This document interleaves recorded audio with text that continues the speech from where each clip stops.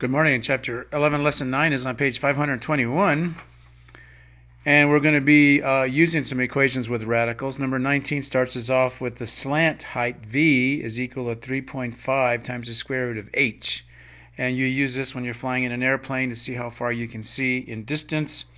And number 19 says, how far can you see to the horizon from our airplane at 9,800 what is it, meters, feet? 9,800 meters. So let's plug this in and find that slant height. So v turns out to be 3.5 times the square root of 9,800. And we're going to do that with 3.5 with our calculator times 98.995. And if we use our calculator again, the answer turns out to be 346.5 or so, approximately, meters. So you can see at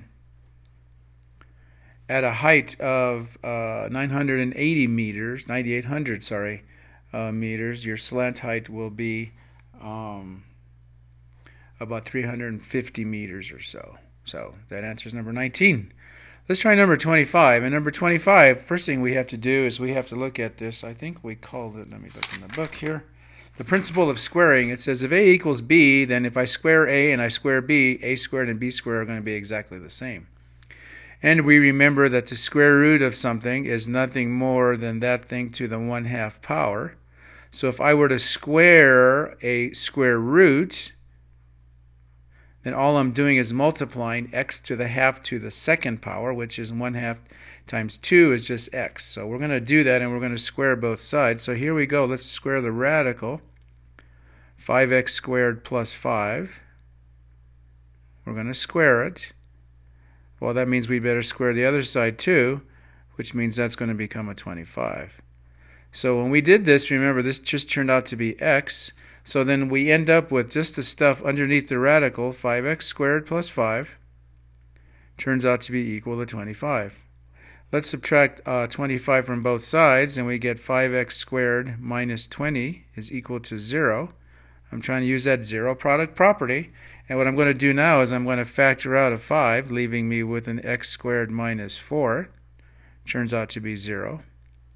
Well, I know that 5 is not going to be equal to 0, so that's going to go out the window, which leaves me with x squared minus 4 equal to 0. And from that we know that x minus 2 times x plus 2 are the factors of x squared minus 4. It's a difference of two squares. So we find the solutions of x minus 2 is equal to 0 and x plus 2 is equal to 0. So our final answers turn out to be 2 and negative 2. So x turns out to be negative 2 and positive 2. So we got two answers for that one. And for number 19, we ended up with 346.5. Thanks so much. See you all tomorrow.